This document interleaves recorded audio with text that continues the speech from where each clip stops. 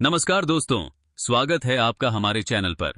आज 14 जून 2026 की तारीख में पेंशन धारकों के लिए दो बड़े अपडेट बेहद चर्चा में हैं। एक अपडेट ईपीएस 95 न्यूनतम पेंशन से जुड़ा हुआ है और दूसरा 8वें वेतन आयोग के तहत बुजुर्ग पेंशनर्स के लिए पेंशन बढ़ोतरी के एक महत्वपूर्ण प्रस्ताव से जुड़ा है। आज की इस रिपोर्ट में हम बिना किसी भ्रम के सिर्फ साफ और जरूरी बातों के साथ समझेंगे कि मौजूदा स्थिति क्या है, कौन सी मांगे सामने रखी गई हैं, सरकार की तरफ से क्या संकेत मिले हैं और आगे पेंशन धारकों को किस दिशा में उम्मीद रखनी चाहिए।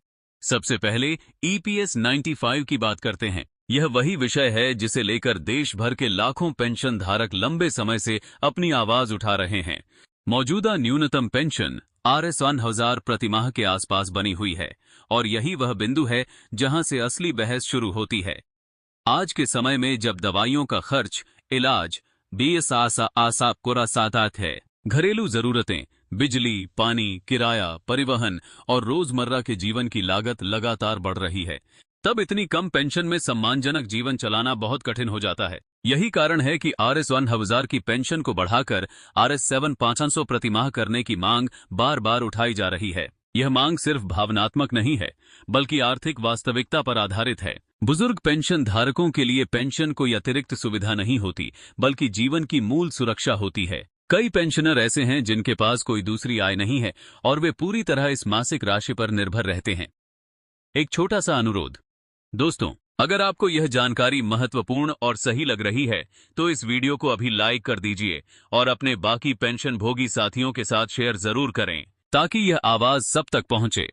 सरकार की तरफ से इस मुद्दे पर यह स्वीकार किया गया है कि न्यूनतम पेंशन बढ़ाने को लेकर कई अभ्यावेदन और मांगे प्राप्त हुई हैं। राज्यसभा में लिखित उत्तर के जरिए भी संकेत मिले थे कि मंत्रालय इस विषय से अवगत है। हालांकि इसके साथ ही यह भी साफ किया गया है कि ईपीएस 95 एक निर्धारित अंशदान और निर्धारित लाभ वाली सामाजिक सुरक्षा योजना है और इसके फंड की संरचना इस फैसले में बड़ी भूमिका निभाती है। इस योजना का कोष नियोक्ता के योगदान, केंद्र सरकार की बजटीय सहायता और अन्य निर्धारित हिस्सों से बनता है। इसी कोष से योजना के सभी लाभ दिए जाते हैं। यहीं से असली चुनौती सामने आती है। जब किसी योजना में उपलब्ध संसाधन सीमित हों, तब उसमें बहुत बड़ी बढ़ोतरी करना आसान नहीं होता। आधिकारिक जानकारी के अनुसार मूल्यांकन में कोष की स्थिति को लेकर कुछ कमी के संकेत मिले हैं। यही वजह है कि RS 7500 की मांग को लेकर सहानुभूति और समर्थन तो बढ़ रहा है, लेकिन औपचारिक मंजूरी अभी तक सामने नहीं आई है। सरकार फिलहाल न्यूनतम RS 8000 प्रतिमाह की पेंशन को जारी रखे हुए है और बजटीय सहायता के जरिए इसे सपोर्ट किया जा रहा है। ट्रेड यूनियन और पेंशनर संगठनों का कहना है कि मौजूदा व्यवस्था जीवन यापन की लागत के मुकाबले बहुत पीछे रह गई है। चिकित्सा खर्च बढ़ गया है, बुजुर्गों की निर्भरता बढ़ गई है और न्यूनतम पेंशन में इतनी बढ़ोतरी जरूरी हो चुकी है कि वे केवल जीवित ना रहें बल्कि सम्मानजनक जीवन भी जी सकें। इसीलिए 650% तक की बढ़ोतरी की मांग को लेकर लगातार दबाव बनाया जा रहा है। पहले न्यूनतम पेंशन को RS 2000 करने जैसे प्रस्ताव भी सामने आए थे, लेकिन वे संतोषजनक नहीं माने गए। इसलिए अब मांग और अधिक ऊंचे स्तर पर पहुंच गई है। अब बात करते हैं दूसरी बड़ी खबर की, जो 8वें वेतन आयोग से जुड़ी है। यह अपडेट लाखों केंद्रीय कर्मचारियों और पेंशनर्स के लिए बेहद महत्वपूर्ण है। आयोग के सामने एक ऐसा प्रस्ताव रखा गया है जो बुजुर्ग पेंशनर्स की आय को उम्र के साथ चरणबद्ध तरीके से बढ़ाने का सुझाव देता है। इस प्रस्ताव का मूल विचार बहुत सीधा है। जैसे जैसे उम्र बढ़ती है, वैसे वैसे जरूरतें और दवाइयों का खर्च भी बढ़ता जाता है। इसलिए पेंशन का स्तर भी उसी अनुपात में ऊपर जाना चाहिए। प्रस्ताव में कहा गया है कि 65 साल की उम्र के बाद पेंशन में अतिरिक्त लाभ शुरू किया जाना चाहिए। इस मॉडल के अनुसार मांग कुछ इस प्रकार रखी गई है। वर्षांतिम वेतन का 7 वर्षांतिम वेतन का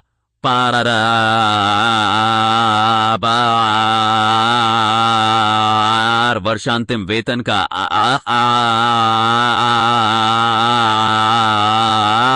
वर्षांतिम वेतन का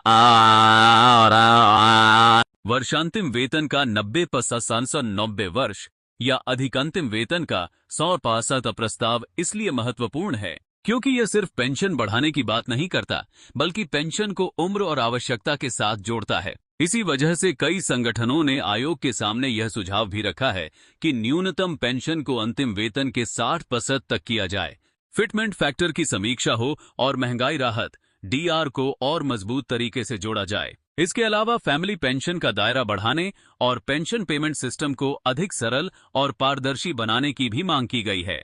इस दौरान राष्ट्रीय परिषद JCM, Maharashtra old pension organization, all India defence employees federation जैसे कई संगठनों ने अपने सुझाव आयोग तक पहुंचाए हैं। इन संगठनों की मांग सिर्फ वेतन ढांचे को लेकर नहीं है, बल्कि पुरानी पेंशन योजना OPS की बहाली, यूनिफाइड पेंशन स्कीम UPS में सुधार और पेंशनर्स की वित्तीय सुरक्षा को मजबूत बनाने पर भी है। हालांकि इस प्रस्ताव के लागू होने में समय लग सकता है। मौजूदा प्रक्रिया के अनुसार आयोग अपने अध्ययन के बाद सिफारिशें सरकार को सौंपेगा, फिर सरकार उन पर फैसला लेगी। पिछले अनुभवों को देखें तो इसमें थोड़ा समय लगना स्वाभाविक है, लेकिन इतना निश्चित है कि चर्चा का रुख बदल चुका है और पेंशनर्स की मांगे अब पहले से कहीं ज्यादा संगठित और मजबूत दिखाई दे रही हैं। यह 8वां वेतन आयोग करीब 50 लाख केंद्रीय कर्मचारियों और 65 लाख से ज्यादा पेंशनर्स के भविष्य को प्रभावित कर सकता है। आज की इस रिपोर्ट का सार यही है कि एक तरफ EPS 95 के तहत न्यूनतम पेंशन को RS 7 करने की मांग लगातार मजबूती पकड़ आती रही है और दूसरी तरफ 8वें वेतन आयोग में बुजुर्ग पेंशनर्स के लिए उम्र आधारित पेंशन वृद्धि का प्रस्ताव चर्चा में है। दोनों ही मुद्दे पेंशन धारकों के भविष्य से सीधे जुड़े हैं और दोनों के पीछे असली चिंता एक ही है, सम्मानजनक जीवन। जब तक सरकार की तरफ से कोई अंतिम निर्णय नहीं आता,